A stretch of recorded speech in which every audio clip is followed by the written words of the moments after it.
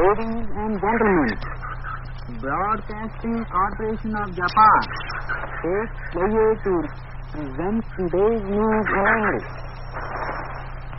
9 enemy planes shot down over Berlin. Nanking. It's a morning program. Enemy planes were shot down over Berlin. The Japanese High Command at Nanking announced. Pacific wartime. Bomber formation fully escorted by fighters. Friday morning raided Berlin, one of the key points in Guangxi province. The news this morning. In the raid, the Japanese flyers encountered. Then you'll hear Nelson T. Johnson, the United States Minister to Canberra, formerly your ambassador to China, speaking in Chinese and in English. And then, after that, a special on-the-spot broadcast of a Sunday night entertainment for Allied forces somewhere in Australia, entitled Victory Bells. Now, the time in Eastern Australia is 1 minute past 1 on Monday morning, June 15th. And here is the news brought to you by John Roy. Australia today celebrates United Nations Flag Day. Flags of the Allied nations flutter from buildings in all cities of the Commonwealth. A message from General MacArthur has been read in all churches. Prime Minister quoted in a statement on the significance of the day said, quote, "This day demonstrates that we are resolved to win complete victory in this war, and also that we are determined to build a peace which will ensure security for all and establish international relations, economic, political, and legal, on a surer foundation. The waging of war is our immediate business. As each Australian takes part in the observance today, I ask him to put a plain question to himself: am I doing all I can to win this war? Am I doing all I should in loyalty to all my fellow Australians and all that I owe to those men and women in other countries who are resisting to the death and suffering under the tyranny of Axis powers? I trust that the thought of our unity will waken in all of us a sense of our great obligation to each other. This day should strengthen our resolve when we realize that we are not single-handed or alone in the fight. We are part of a mighty army spreading from the front line at Kharkov to the cottages of America and Australia, from the RAF bomber stations in the British Isles to the engine room of the smallest freighter in the most distant convoy, from the daring Allied pilots on the northern Australian front to the factory workers in the Urals, and from the Chinese soldier to the Canadian artisan and farmer. Its ranks include the men in battle, the workers in the factory, and the people in their homes. We are all working together, and we must continue to work together for victory. Besides the waging of the war, we have a second task, the building of peace. This day should also strengthen our resolve that the cooperation, interdependence, and respect for each other which we are learning in this war should continue when hostilities have ceased. We are united by an identity of interest and purpose. We want to see a world in which the terrible menace of war has been reduced, in which the obstacles to cooperation and understanding among nations have been removed, so that all may live in peace, sheltered by justice and nourished by charity under divine will." Unquote. The Chinese Minister to Australia, Dr. Xu Mo, said at a church service at Canberra that today was the first time in history that the flags of so many nations, reflecting such a unanimous ideal, had flown together. Behind each flag was the story of the hopes, aspirations, and traditions of the nations represented.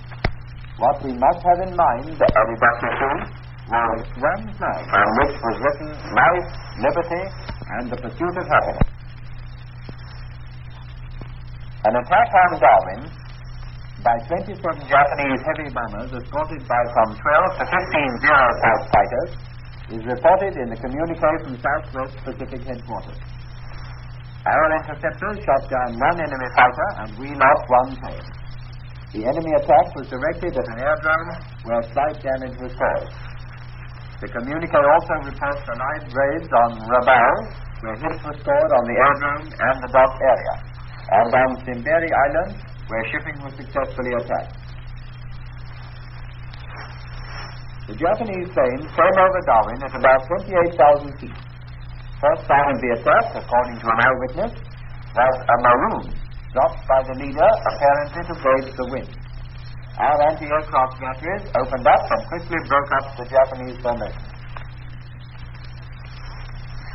50 United States airmen who took part in the raid on the Philippines, made from Australia in April, have been decorated. 15 officers have been awarded the Silver Star for gallantry in action. 45 non-commissioned officers and men have been awarded Purple Heart for efficiency, courage, and devotion to duty. Here are the names of the officers. Captain Paul I. Gunn. First Lieutenant Frank Bender, John Felton, Gustav Heiss Jr., John Lynn, James McAfee, James Mangan, Harold Morrow, Thomas Talley, Bennett Wilson. Second Lieutenant John Keeter Jr., Malcolm Peterson, Edwin Townsend, Leland Walker Jr., Garrett Rowe. Second Lieutenant Keeter's award is made posthumously. His home was in Throckmorton, Texas. Purple Heart winners. Master Sergeant Herman Adams, Ray Oliver.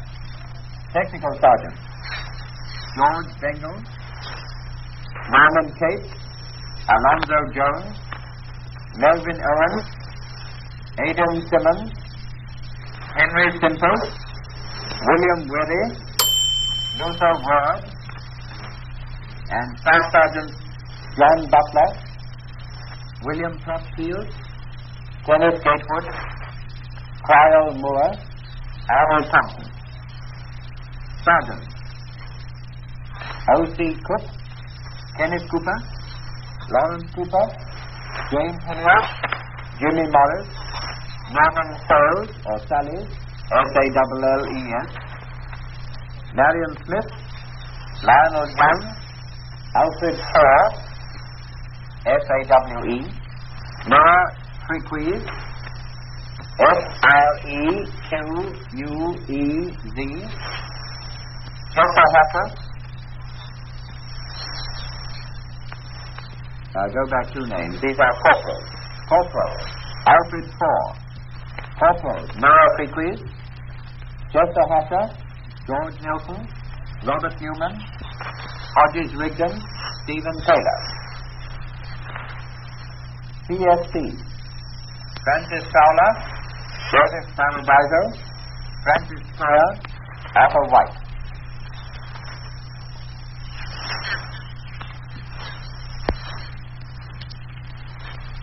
And that is the end of the news from Australia.